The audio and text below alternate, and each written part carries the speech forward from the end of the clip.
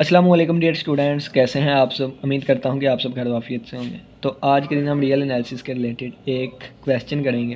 कहता है prove that log 2 with base 5 is an irrational number. साबित करें कि ये हमारे पास एक इरेशनल नंबर है। ठीक है, तो चलिए आइए इसको स्टार्ट करते हैं। मैं यहाँ पे लेके चलता हूँ। तो देखें log 2 विद बेस 5, इसको हमने क्या साबित करना है, इरेशनल।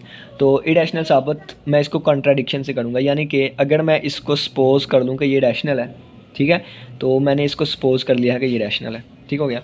तो आपको पता है कि log 2 विद बेस 5 है ना। तो यहाँ पे अगर आपको थोड़ा सा मैं एक कंसेप्ट बता दूँ कि log x और y इज़ इक्वल टू, यहाँ पे हो ना फ़र्ज़ किया गया, यहाँ पे a कह देता हूँ, यहाँ पे x कह देता हूँ। ठीक है, तो इसका मतलब क्या होता है, a की पावर x किसके इक्वल होगा, y के। तो ये बन जाती है a की power x is equal to y।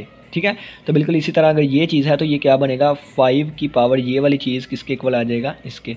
तो 5 की power p over q equal आ जाएगा 2 के इक्वल। ये कैसे आया, बाय डेफिनेशन। लो की ये डेफिनेशन होती है। ठीक है, तो यहाँ से अगर हम देखें तो 5 की पावर p और बटा q है, तो दोनों तरफ हमने पावर q ले ली। ठीक है, दोनों तरफ हमने पावर q ले ली, तो ये q से कैंसिल होकर यहाँ से हमारे पास रिजल्ट बनेगा 5 की power p is equal to 2 की पावर q। ठीक है, अब p q की कोई भी कीमत ले लेना, ये कभी भी आपस में इक्वल नहीं आ सकते। ठीक है, और जब ये कभी भी आपस में इक्वल नहीं हो सकते, इसका मतलब फिर ये चीज़ आपस में इक्वल नहीं है, ये इक्वल नहीं है, ये इक्वल नहीं है, तो साबित हो गया कि ये इसके इक्वल नहीं है, यानी कि ये रैशनल नहीं है बल्कि इरेशनल है। ठीक है, तो 5 की पावर कोई भी ले लें, जैसे मैं 5 की पावर 0 लूँ तो 0 नहीं ले सकता बस, क्यों, क्योंकि 0 ओवर 0 तो अनडिफाइंड हो जाएगा ना। 0 के अलावा जो मर्जी ले लें।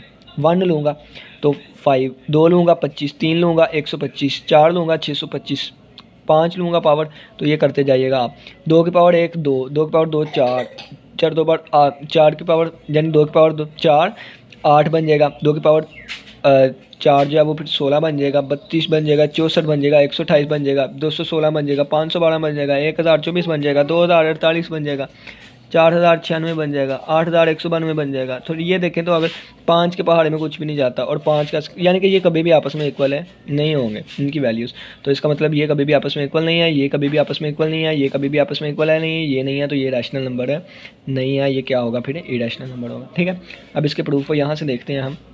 ये तो मैंने आपको छोटा सा ट्रिक बता दिया, ये बाय डेफिनेशन बता दिया। अब देखें, वी प्रूव बाय कंट्राडिक्शन, इसको हम कंट्राडिक्शन से प्रूव करेंगे कि ये वाली चीज़ इरेशनल है। ठीक है, फॉर दिस, इसके लिए सपोज दैट, हमने सपोज कर लिया कि ये चीज़ क्या है, एक रैशनल नंबर है। ठीक है, रैशनल नंबर है तो इसको p ओवर q की फॉर्म में लिख लिया, और हमने कहा p q इंटीजर्स हैं, क्योंकि रैशनल नंबर की डेफिनेशन होती है, और ये q नॉट इक्वल टू 0 बटा 0 नहीं हो सकता। ठीक है, अब इसको हम इस तरह भी ओपन करते हैं, log 2 ओवर log 5, और ये आ जाएगा is equal to p over q।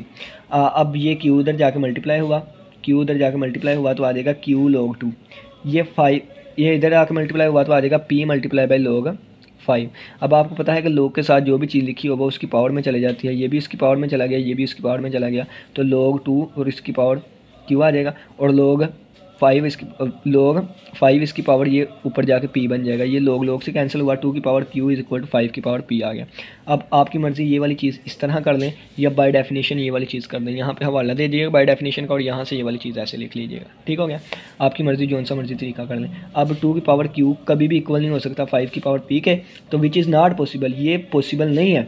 Hence ये वाली चीज़ हमारे पास इरेशनल होगी। ठीक है, ये चीज़ पॉसिबल नहीं है, ये पॉसिबल नहीं है, क्यों, क्योंकि हम यहाँ पे एक गलत चीज़ जो है वो कंसीडर करके आए थे। वो गलत चीज़ क्या थी कि ये रैशनल नंबर है। ठीक है, तो फिर विच इज़ नॉट पॉसिबल, ये पॉसिबल नहीं है, हैंस ये वाली चीज़ हमारे पास एक इरेशनल नंबर होगा। ये हमने साबित करना था, कर दिया, 2 तरीक़ों से कर दिया। देखें, आपकी अपनी मर्ज़ी, जैसे मर्ज़ी इसको लेकर चलें। उम्मीद करता हूँ कि आज के लेक्चर की समझ आई होगी। किसी बच्चे को कोई भी क्वेश्चन वाला लाजमी पूछिएगा।